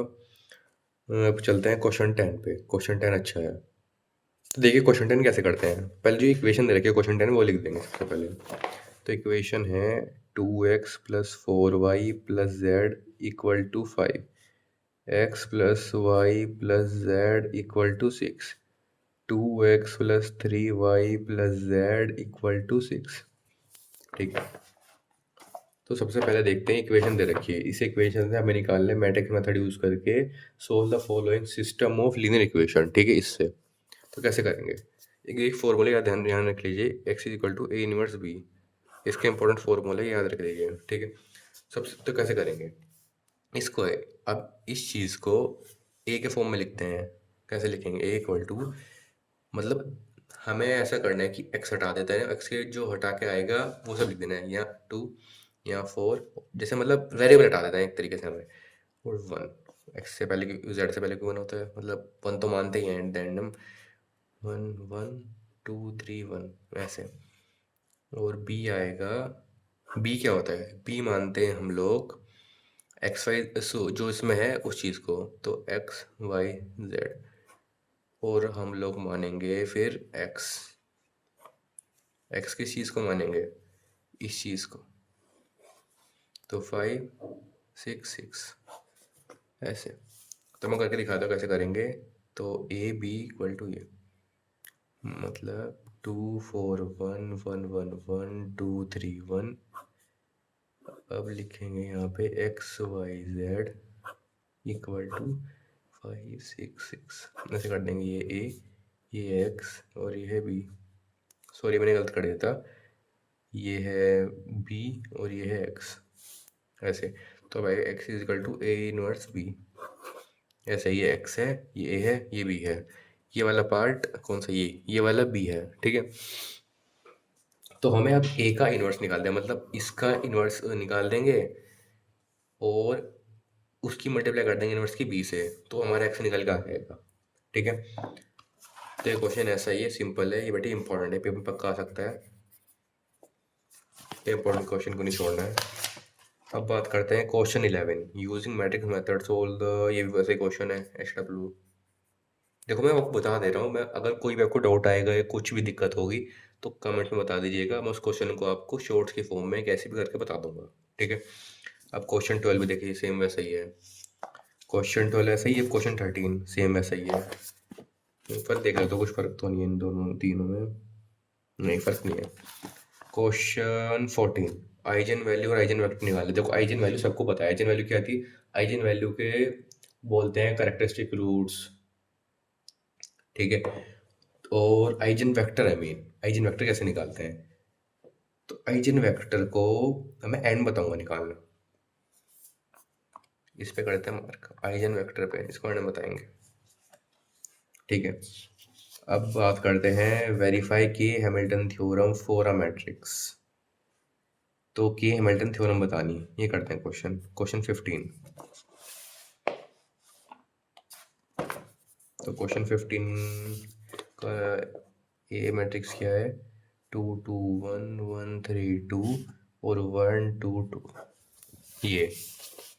ये ना मैट्रिक्स। अब इसमें क्या करते हैं हम, इसमें के हैमिल्टन थ्योरम प्रूफ करने के लिए a - λI = 0 यूज़ करते हैं, मतलब इसको यहाँ पुट करेंगे और इसकी डिटर्मिनेंट निकालेंगे एंड में जाके, फिर हमारे पास एक इक्वेशन बन के आ जाएगी। ठीक है। मैंने इसको शॉर्ट में एक्सप्लेन कर रखा है के हैमिल्टन थ्योरम को, बट मैं बता देता रहा हूँ। इक्वेशन बन के आ जाएगी, फिर उस इक्वेशन को जैसे जो हमारी लैम्डा में आएगी इक्वेशन, उस लैम्डा की जगह a पुट कर देंगे और a की जगह हम इसको इसकी फिर वैल्यू डाल देंगे, और जो अगर हमारा 0 आ जाएगा हर जगह तो वो हो जाएगी कि हैमिल्टन थ्योरम प्रूव। ऐसे ही करना है। मैं करके दिखाता हूँ आपको कैसे करते हैं। ये छोड़ो यार, क्यों ही करना, मैंने आपको एक्सप्लेन तो कर ही रखा है शॉर्ट्स में, तो बस वहाँ से हो जाएगा। ये भी इंपॉर्टेंट है, कि हैमिल्टन थ्योरम भी बहुत इंपॉर्टेंट है, पक्का पूछा जा सकता है क्वेश्चन। ठीक है, होने वाला है ऑलमोस्ट ये तो, हाँ होने वाला है। Question 16, hence find A inverse also state. देखो स्टेट मैंने कहा था ना कि हैमिल्टन थ्योरम आ गया, देखो इसका स्टेट वाला। तो मैं एंड बताऊंगा ये वाला क्वेश्चन 16, ये इंपॉर्टेंट क्वेश्चन है, काफ़ी इंपॉर्टेंट क्वेश्चन है ये 16। अब 17 पे चलते हैं। 17 पे आइजन वैल्यू बतानी है और वेक्टर बताने हैं, तो मैं एडमिन बताने को कह रहा था, ठीक है। तो और क्या सी चीज़, इसको मार्क कर देते हैं 17 को। अब देखते हैं question 18, eigen value vector Hamilton theorem also determine the roots. Roots का मतलब होता है आइजन वैल्यू एक तरीके से पूछ रहा है और कोर्सपोंडिंग कैरेक्टरिस्टिक वेक्टर ऑफ, मतलब आइजन वैल्यू और आइजन वेक्टर पूछ रहा है ये, ठीक है। इसमें और वेरीफाई करना है कि हैमिल्टन थ्योरम भी। क्वेश्चन 18 इंपॉर्टेंट है, काफ़ी इंपॉर्टेंट है, पक्का आ सकता है। देखो जो मैं बोल रहा हूँ ना इंपॉर्टेंट है, वो तो भाई मिस ही मत करना, और मैं उसको एंड में गारंटी करवाऊंगा आपको, ठीक है। तो क्वेश्चन 18 तक हमने कर चुके हैं इतना। तो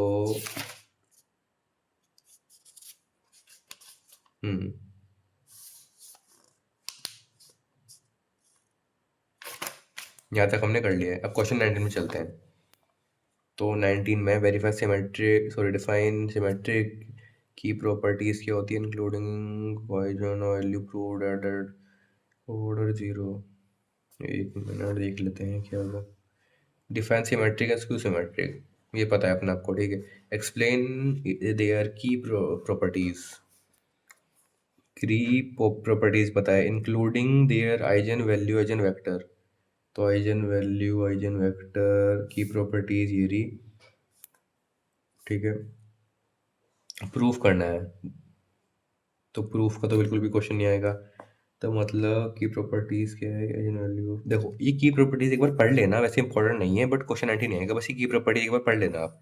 की प्रॉपर्टीज किस चीज़ की हैं, इसकी सिमेट्रिक और स्क्यू सिमेट्रिक की, ठीक है, पढ़ लेना एक बार बस।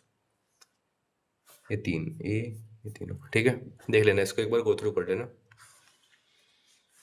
और देखते हैं क्वेश्चन 20, ऑर्थोगोनल क्या पता है, और की प्रॉपर्टीज, ठीक है। ऑर्थोगोनल मैट्रिक्स की ये मत पढ़ना, रिलेशन बिटवीन ये क्वेश्चन 20 नहीं आएगा, ठीक है। 21 पे चलते हैं। प्रूव एनी स्क्वायर की सम ऑफ, देखो क्वेश्चन 21, तो proof that any it can be uniquely, देखो इसमें बता रहा हूँ क्या आ सकता है, the sum of symmetric skew symmetric matrix, ये पूछ आ सकता, ये क्वेश्चन आ सकता है। प्रोवाइड सर्टेनिटी, देखो सब बकवास है, ऑलमोस्ट खत्म ही हो गया। प्रूफ चेक, ये सब बकवास है, ठीक है। देखो एक चीज़ बता देता हूँ मैं, अगर वैसा है तो वैसे कर देना है। अगर क्वेश्चन में आया, क्वेश्चन लिखा है the sum of symmetric and skew symmetric matrix, अगर क्वेश्चन में लिखा आ गया और हमें ए मैट्रिक्स दे दी, तो कैसे करना है, हमें फॉर्मूला यूज़ करना है एक, 1/2 ए प्लस ए का ट्रांसपोज प्लस 1/2 ए माइनस ए का ट्रांसपोज। ये मोस्ट इंपॉर्टेंट फॉर्मूला है, इसको भाई याद रख लेना, ये पक्का आएगा अगर ये लिखा है क्वेश्चन में। तो इसमें ए जो दे रखा है मैट्रिक्स को यहाँ पुट कर देना, फिर इसको ट्रांसपोज कर देना, इसको प्लस कर देना, इसको इसकी मल्टीप्लाई, इसको उसकी पुट कर देना, इसको माइनस कर देना, एक को ट्रांसपोज कर देना, इसको करके सोल्व कर देना, मतलब इसको इन शॉर्ट यहाँ पुट कर देना है। ऐसे करना है भाई, पक्का आ सकता है क्वेश्चन भी, इंपॉर्टेंट है काफ़ी, ठीक है। तो इसी के साथ अपना पूरा ख़त्म होने वाला है ऑलमोस्ट। एमसीक्यूज वैसे पेपर में आते नहीं है, बट कितने एमसीक्यूज एक बार देख लेते हैं। 60 एमसीक्यूज हैं, ठीक है। तो 60 एमसीक्यूज के ऊपर कर लेते हैं। तो इसी के साथ भाई हमने तो ख़त्म कर ही लिया है, क्वेश्चन तो हो गए हैं। इन एमसीक्यूज के बाद हम क्या करेंगे, जिन पे मैंने टिक लगाए या मार्क लगाए हैं उन क्वेश्चन को मैं करूँगा इसके बाद, ठीक है। तो उसके बाद उन क्वेश्चन को बताऊंगा मैं डिटेल में अच्छी तरीके से, एकदम मस्त तरीके से समझा के, उसी तरीके से फिर हमारा कंप्लीट हो जाएगा मैट्रिक्स अलजेब्रा। उसके बाद हम नेक्स्ट पीवाईक्यू सीरीज लाएंगे, बता देता हूँ किसके लिए। उसके बाद लाएंगे हम लोग परम्यूटेशन कॉम्बिनेशन, मतलब यूनिट 2 लाएंगे उसके बाद, ठीक है। तो करते हैं एमसीक्यूज। तो शुरुआत करते हैं सबसे पहले क्वेश्चन की। A square matrix in which all element except the principal diagonal are zero scored, मतलब स्क्वायर मैट्रिक्स है जिसमें सारे एलिमेंट एक्सपेक्ट करते हैं द प्रिंसिपल मतलब all element diagonal are zero, ठीक है। तो इसका मतलब है कोई स्क्वायर मैट्रिक्स है जिसमें डायगोनल वाले एलिमेंट छोड़ के सब जगह जीरो है, ठीक है। तो उसको क्या बोलेंगे? उसको बोलेंगे भाई scalar matrix. D answer. A matrix is called symmetric if, किसी भी मैट्रिक्स को सिमेट्रिक कब बोलेंगे? जब ए का ट्रांसपोज ए के इक्वल होगा बी। इसको symmetric matrix always have, always. Skew symmetric matrix में क्या होता है?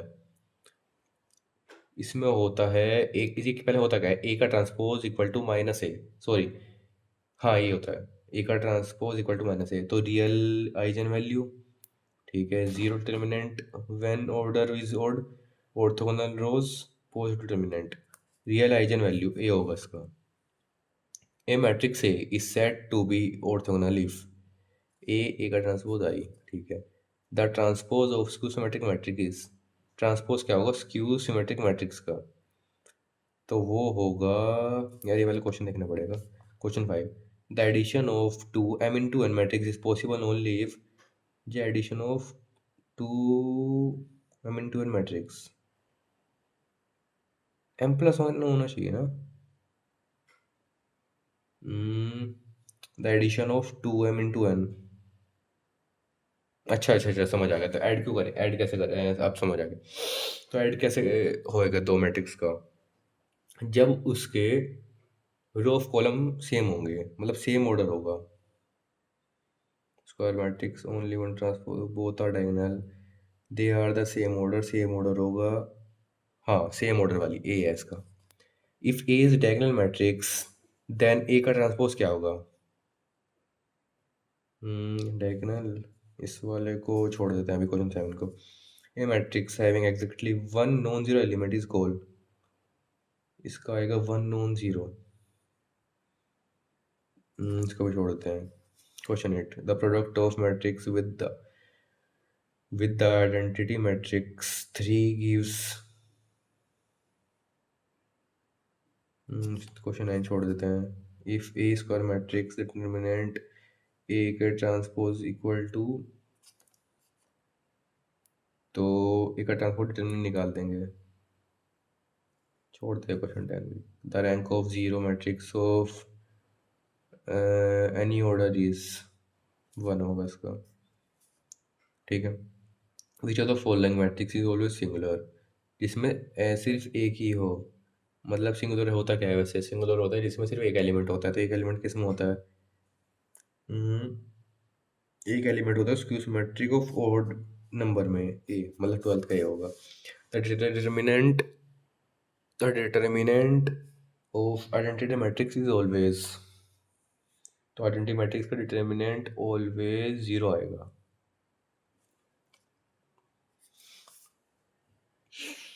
If any two rows of determinant are identical its values is, अगर दो रो डिटर्मिनेंट की आइडेंटिकल में सेम है, दो रोज, तो दो रोज अगर सेम है तो जब भी आंसर जीरो आएगा। The inverse of matrix exist only जब ए का डिटर्मिनेंट जीरो ना हो। Rank of matrix defined as, इसका largest order of non zero minor, sum diagonal element, sum तो नहीं, सी होगा। स्क्वायर मैट्रिक्स है सिंगुलर इफ, सिंगुलर होगा जब ऑल डायगोनल एंट्रीज में एंट्री आर जीरो। इसको देख लेते हैं, क्वेश्चन बाद में देखेंगे। Determinant of triangular matrix equal, triangular matrix के इक्वल भी बाद में देखेंगे। The cofactor matrix of A is called, इसको भी भाई बाद में देखेंगे। If A is invertible then A का इनवर्स, इनवर्स तो किस चीज़ का इनवर्स का इनवर्स ए ही आता है फिर। A is orthogonal then data is always, data is always orthogonal है। क्वेश्चन 21 बाद में देखिए। The trace of matrix defined as, बस कोई भी 22 के बारे में भी देखेंगे। क्वेश्चन 23 पे चलते हैं। फॉर एनी स्क्वायर मैट्रिक्स के ए, तो 23 बाद में देखते हैं। If the determinant of A zero then the system E X ठीक है, इसको बाद में देखेंगे। Cramer rule is applicable only when, Cramer rule applicable कब होगा? तो इन सब क्वेश्चन को भी देख रहे हैं। एक मिनट, चलो मैं 25 तक ऐसे करते हैं, क्वेश्चन 25 तक बाद में करेंगे। सबसे पहले जिस क्वेश्चन मैंने मार्क लगा रखा है उससे पहले सोल्व करेंगे। तो चलिए सबसे पहले उसको सोल्व करते हैं। तो सबसे पहली चीज़ कहाँ से थे? हाँ, तो जो मार्क करी हुई चीज़ है वो देखते हैं सबसे पहले। क्वेश्चन 2 मार्क कर रखा है। तो ये क्वेश्चन टू है, एक्सपेंड नहीं करना है डिटर्मिनेंट को और सोल्व करके दिखाना है। कैसे करेंगे? पहले हमको ट्रिक बता दो जो मैं कहता है एलिमेंट्री मेथड के लिए। वो ट्रिक ये है, देखो जैसे क्वेश्चन दे रखा है, पहले क्वेश्चन के ऑब्जर्व कर लो कैसे कैसे दे रखा है। मैं बता दे रहा हूँ। 1 ए स्क्वायर 1 इक्वल टू a³ + 1 का होल स्क्वायर, ठीक है, श्योर डेट करना है। तो सबसे पहले 2-3 चीज़ें उसको ध्यान रख लेना। सबसे पहली चीज़, अगर R1 R2 और R3 सेम हो तो, मतलब रो 1 रो 2 रो 3, कैसे? रो 1 में क्या है 1 a² रो 2 में क्या है a² 1a, मतलब सेम है ना ऑलमोस्ट। पोजीशन अलग है बट है तो एलिमेंट सेम। और रो 3 में क्या है a² 1। तो उसमें लिखा है अगर R1 R2 R3 सेम हो तो C1 ये एरो C1 + C2 + C3, मतलब C1 में C1 C2 C3 प्लस कर देना, मतलब कॉलम 1 कॉलम 2 कॉलम 3। देखो जैसे दिख रहा है आपको, तो C1 है तो C1 कौन सा होगा? ये वाला। तो इसमें ये तीनों प्लस करके लिख देंगे, देखो जैसे लिख दिया। और ये हम वैसे का वैसे आ जाएगा। अब क्या करेंगे? Taking 1 + a common from C1, मतलब एक चीज़ कॉमन ले लेंगे। ठीक है, कॉमन ले ली। अब कॉमन लेने के बाद यहाँ 1 1 आ जाएगा, ये चीज़ आ जाएगी। अब देखो एक और चीज़ इंपॉर्टेंट है, अगर कॉलम में 1 1 1 हो तो R2 एरो R2 - R1 और R3 एरो R3 - R1। मतलब अगर कॉलम में इस वाले पार्ट में अगर 1 1 1 दिख जाए तो हमें ये फॉर्मूला यूज़ कर देना, ये वाला। ये ट्रिक है भाई, कहीं नहीं मिलेगी पूरी यूट्यूब पे। तो ये चीज़ है कि R² एरो R² - R1। और एक और करेंगे R³ और एरो R3 - R1। तो मतलब रो 2 कौन सा होगा? ये बीच वाला, तो उसमें से रो 2, तो रो 2 ये हो गया। तो R2 में से R1 माइनस कर देंगे। कैसे? तो R1 क्या है ये, तो इसमें से ये माइनस कर देंगे। दिखा दे रहा हूँ मैं कैसे करते हैं।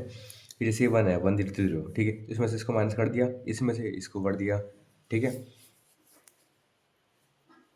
तो अब ये आ चुका है, तो रो 2 माइनस रो 1 कर दिया, ठीक है।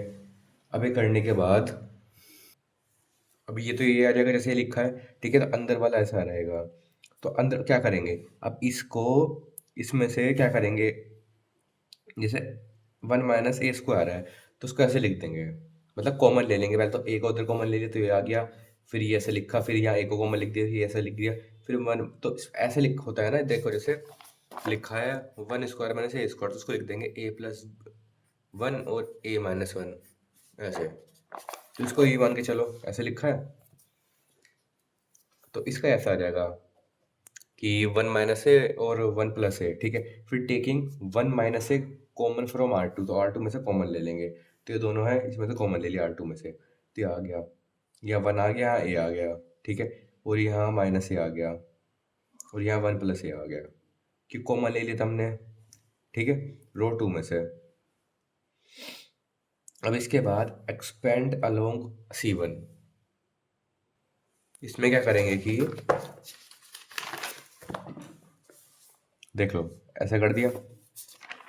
तो यहाँ तक ये था 1 + a + a² और 1 - a, देख नहीं रहा वही ना, 1 + a + a² + 1 - a, फिर अंदर ये लिखिए इसके मैट्रिक्स में, ठीक है।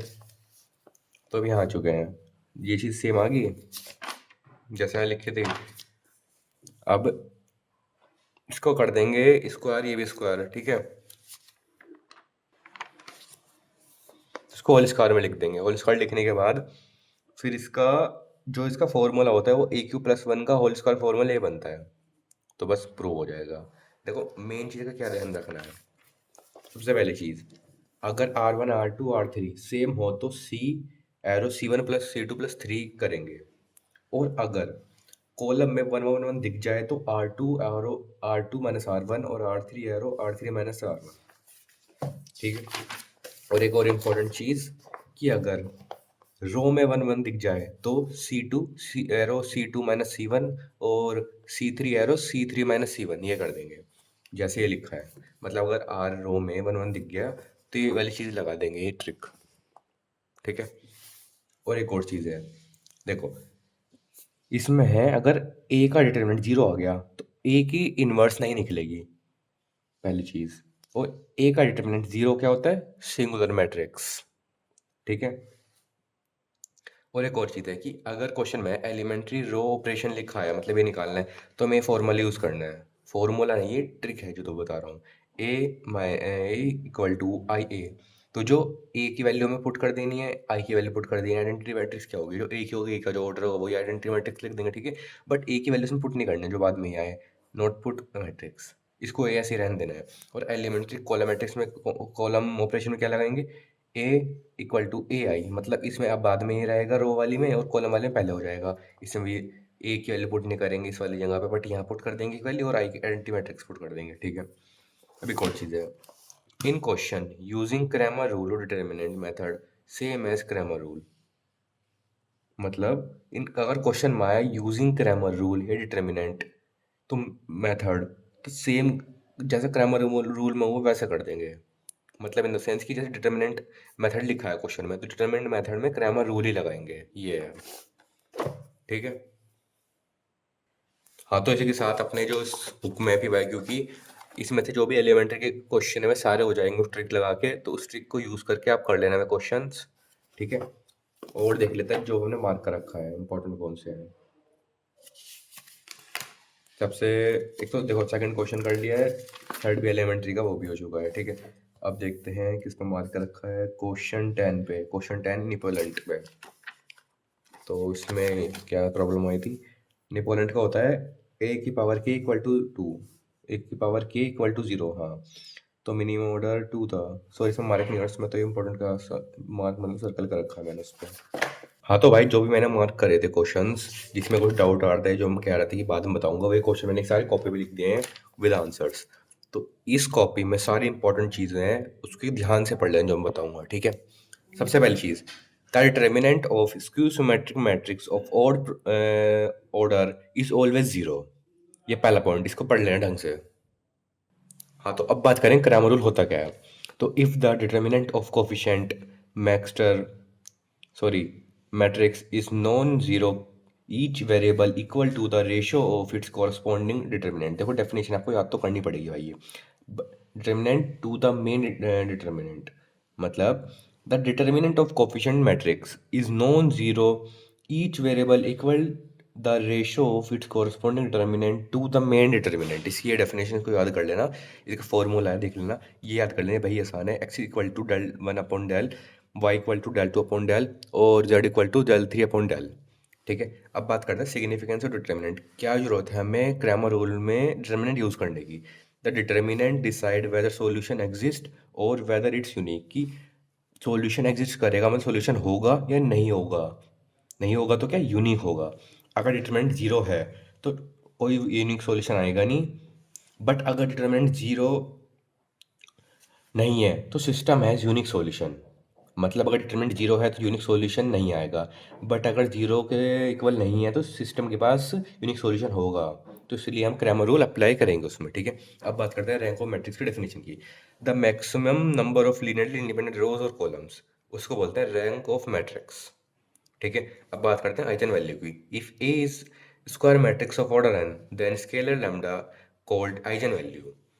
अब बात करते हैं आइगन वेक्टर की। The non zero vector X which satisfy bracket A minus lambda I bracket X equal to zero. अब एक क्वेश्चन है, इंपॉर्टेंट क्वेश्चन है काफ़ी, वो पेपर में आ सकता है। तो उसमें है give example of matrix A and B such that A B equal to zero but A not equal to zero and B not equal to zero. ये इंपॉर्टेंट क्वेश्चन है। तो उसमें कैसे करना है, पहले ए को लेना है 1 0 0 0, बी को लेना है 0 0 0 1। मतलब एक बार ओपन लेना है ए, को मतलब ए में एक बार ऊपर 1 लेना है, बी में एक बार नीचे 1 लेना है, उसके बाद इसके मल्टीप्लाई करते हैं, 0 0 आ जाएगा। ठीक है, अब बात करते हैं, ये कुछ पॉइंट्स हैं इंपॉर्टेंट, इसको ध्यान से पढ़ना भाई आप। ठीक है, पहली चीज़, transpose of skew symmetric matrix क्या होता है? ए का transpose equal to minus A. ये तो जैसे फॉर्मूला ये है कि स्क्यू सिमेट्रिक मैट्रिक्स में क्या होता है, ए का transpose equal to minus A. ठीक है, अब बात करते हैं, if A is diagonal matrix then A का ट्रांसपोज भी डायगोनल होगा। ठीक है, a square matrix in which all element except the principal diagonal called diagonal matrix. अब बात करते हैं स्क्यू सिमेट्रिक मैट्रिक्स की।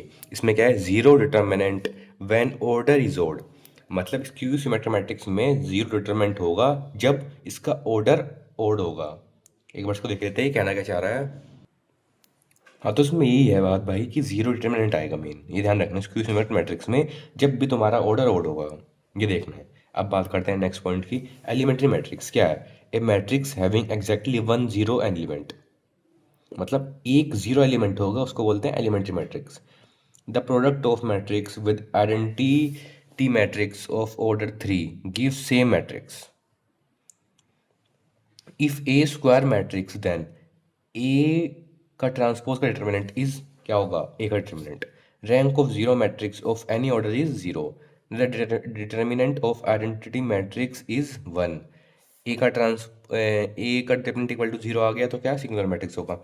Determinant of triangular matrix equal to product of diagonal element. ठीक है, cofactor matrix of A adjoint matrix. Trace of matrix क्या होगा? Sum of diagonal element. If A is orthogonal matrix then A का determinant क्या होगा? Plus minus 1। For any square matrix A के A का determinant क्या होगा? के की पावर एन क्या है? ऑर्डर, और ए का डिटर्मिनेंट हो जाएगा।